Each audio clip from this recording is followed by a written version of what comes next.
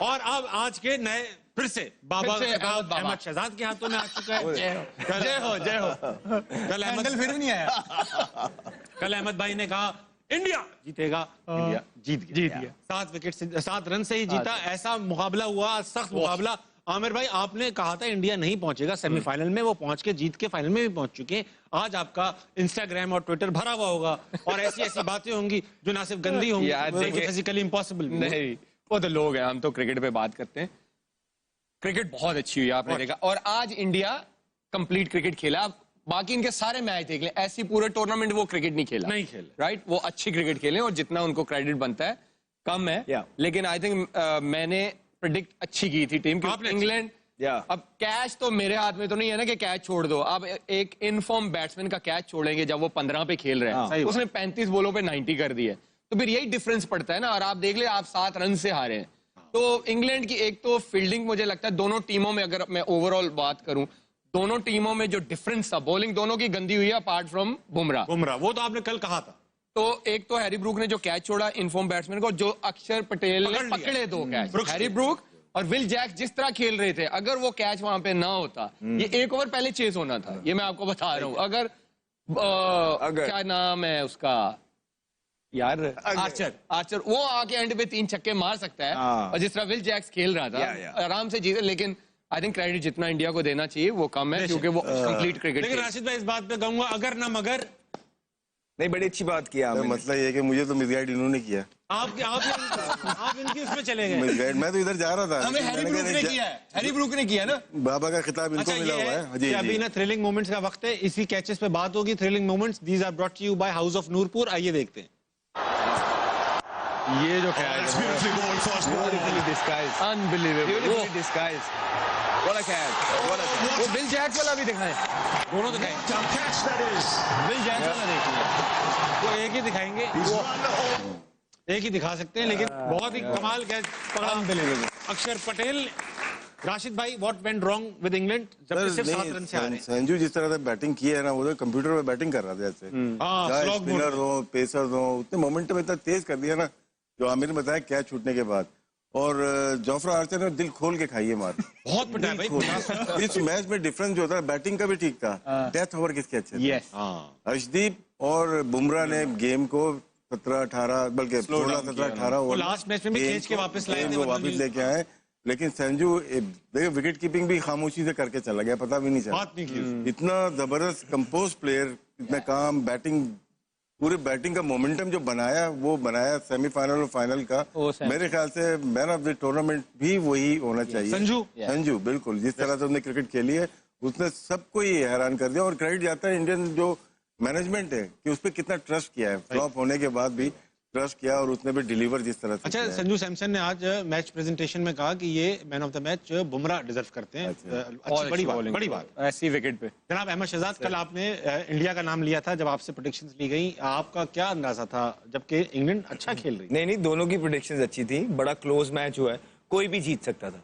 Eventually थोड़ा सा ये होता है कि इसमें फेवरेटिज्म आ जाता है कि भारत का जो इंफ्रास्ट्रक्चर है वो इस तरह का है कि they are built for these sort of stages. उन्होंने उन आईपीएल से उनको बहुत फायदा हुआ है। जिस तरह वो प्रेशर को अब्सॉर्ब करते हैं ना, जो इंडिविजुअल्स हैं, और क्रंच मोमेंट्स को जो अपनी तरफ लेके आते हैं, दैट इज फिनोमिनल। 200 पे खेल रहे थे, जोफ्रा आर्चर का ओवर था, उनको पता है कि विकेट अच्छी है, इंग्लैंड की बड़ी बैटिंग लाइन है, वो 250 तक जाना था, उन्होंने पूरा प्लान था। और उसके बाद जो सारी, तो संजू की भी बात कर दी, फिनोमिनल प्लेयर है, बहुत जबरदस्त क्रिकेट खेल रहा है, बड़े मैचेस के अंदर परफॉर्मेंस कर रहा है, बहुत अच्छे। लेकिन जो एंड वाले प्लेयर भी हैं, तिलक वर्मा की अगर आप बात करेंगे, तो जब जोफ्रा आर्चर का ओवर आया है, उसको पता था कि ये 2 फील्डर ऊपर हैं और ये यॉर्कर मारेगा विकेट के ऊपर। प्री मेडिटेट वो पीछे हुआ, अच्छी पोजीशन में रह के उसने यॉर्कर को फुल टॉस बना के उसमें छिक्का लिया। It was a very very good shot. फिर उसको पता था कि यहाँ से अब मैंने इसको छिक्का मार दिया है, आर्चर बड़ा बॉलर है, अब ये मुझे या स्लो करेगा या शॉर्ट करेगा। वो रेडी था, उस पोजीशन में था, उसने अगली बॉल पे फिर उठा के छिक्का। So these are the moment. वो एक ना, वो बहुत इंपॉर्टेंट मोमेंट था। अगर वो 250 पे फिनिश ना करते, देख ले 7 रन से हारे, अगर थोड़ा सा हम होते तो शायद होता ही है कि यार 225 भी कर लिया, चलो बट ठीक है, बॉलिंग पे डाल देंगे। नहीं, उन्होंने एंड तक, उन्हें पता था कि हमने कुछ छोड़ना ही नहीं है, उनकी इतनी एबिलिटी है कि वो चेस कर सकते हैं। फिर आप ये देखें कि बुमराह का जो फैक्टर है बहुत बड़ा फैक्टर है। उसने अंडर प्रेशर आज भी उसने अपने स्किल की एग्जीक्यूशन की है। 6 स्कोर देना सेकंड लास्ट ओवर के अंदर या थर्ड लास्ट ओवर के अंदर, मैच एक साइड 38 रह गया था। अब सेकंड लास्ट ओवर सबसे इंपॉर्टेंट ओवर होता है मैच का, वो आ गया उसके पास, पांड्या के पास, वो मेक और ब्रेक था। पहली बॉल पे उसको छिक्का पड़ा, यॉर्कर मारने गया, एग्जीक्यूशन में फ्लो आया, बड़ा जबरदस्त उसने छिक्का मारा। उसके बाद वो 5 बॉल जो अगले उसने किए, उसको पता था कि यॉर्कर तो वो नेल नहीं कर सकता, लेकिन उसके बाद जो सबसे मुश्किल बॉल होता है वो लो फुल टॉस को पुट अवे करना होता है। वो लो फुल टॉस करता गया, लेकिन उसने जो है ना कोई शॉर्ट बॉल या स्लो बॉल या बाउंसर करने की ट्राई नहीं की। वो 9 रन पे जो उसने ओवर निकाला और आखिरी ओवर में बड़ा ज्यादा स्कोर रह गया था, वहीं से उसने गेम फिनिश किया। और दुबे का एक ओवर, क्योंकि हमने पहले भी कहा था कि उनका एक वीक लिंक है, दुबे को उन्होंने निकालना है, वो आज भी इतने स्कोर थे कि बच गया। ऑल इन ऑल मैंने आपको ये भी कल बोला था कि बड़ी टीमें जो होती हैं वो राइट मोमेंट पे पीक करती हैं, and India is peeking on a very very right time. 19th over था ना, जैसे बात की, बहुत इंपॉर्टेंट था। यहाँ पे अगर 15 रन बन जाते तो 22-23 रन रह जाते, और वो हो जाना, वो हो जाने थे। रूबे करते अक्षर पटेल और ब्रूक्स के आज 2 ब्लंडर्स हैं। हाँ। एक जो उसने कैच छोड़ा और एक आखिरी ओवर उसने जैक से करवा दिया। हाँ, ये 2 ब्लंडर, पांड्या खेल रहे और तुमने ऑफ स्पिनर को बॉलिंग करवा दिया है। ये 2 ब्लंडर हो गए। हालांकि उसका पड़ा हुआ था किसका, ओवरटन ओवरटन का एक ओवर पड़ा हुआ था, लेकिन वो ऑफ स्पिनर को ले आया पांड्या के सामने आखिरी ओवर में। उसमें 18-19 हुआ है, लेकिन फिर भी you have to kill it, nail it. Pandya ने जिस तरह उस ओवर का फायदा उठाया है, सिंगल भी रिजेक्ट किया, जब वो खड़ा हुआ था इट वाज शोइंग कि ही इज कॉन्फिडेंट। हालांकि परफॉर्मेंस नहीं आई हुई थी, लेकिन it's a calibre of a player. जब हम बात करते हैं ना इंडियन प्लेयर्स की, वो यही करते हैं कि वो डिफरेंट पेडिग्री है, अंडर प्रेशर क्रंच मोमेंट्स को किस तरह अपने पास खींचना है दिनों। लेकिन इंग्लैंड ने बड़ा मुकाबला किया, बैथल ने जिस तरह बैटिंग की, आउटस्टैंडिंग हैंडेडली पूरा सबको लेके चला साथ में। अगर सैम करन थोड़ा सा साथ दे देता, थोड़ा सा, तो ये लेके भी जा सकते। आउटस्टैंडिंग बैटिंग, बहुत कड़क सेमीफाइनल हुआ, जैसा बनता था। लास्ट टाइम के सेमीफाइनल की तरह नहीं हुआ, न्यूजीलैंड साउथ अफ्रीका वाले में 1 साइडेड। काबिश भाई, बेथल ये जो है, ये क्या टैलेंटेड प्लेयर है आमिर यार। इसकी काउंटी में परफॉर्मेंस यू नो, आप देखो तो सही कि वो किस कैलिबर का मिडिल ऑर्डर है, राइट। एंड तक इतने बड़े चेज में हमें ये नहीं पता था कि कौन सी टीम जीत रही है। वो तो पांड्या का जब ओवर उसने अच्छा निकाल दिया सेकंड लाइन, तो हमें हो गया कि हाँ यार अब आखिरी ओवर में इतना स्कोर नहीं होगा। ये सिलेक्शन कमेटी का क्रेडिट जाता है उनका। विदाउट 100 फर्स्ट क्लास के इनको इंटरनेशनल क्रिकेट में लाया। अभी सिडनी में 100 किया इन्होंने, फिर आज भी 100 किया। कभी कभार होता है कि आपको फर्स्ट क्लास क्रिकेट को नहीं देखना होता अगर बहुत आउटस्टैंडिंग टैलेंट हो, लेकिन डिलीवर भी करे वो। आज उन्होंने डिलीवर किया, टेस्ट मैच में भी किया। आमिर भाई, आपकी सारी ये प्रेडिक्शन तो खराब हो गई, मगर अभिषेक शर्मा के बारे में जो आप कह पड़े हैं, आप खा गए जवान लड़का। नहीं, वो बेचारा आज भी खा गया। नहीं यार, देखिए, मैं सीरीज में और एक आईसीसी के इवेंट्स में ना जमीन आसमान का फर्क होता है।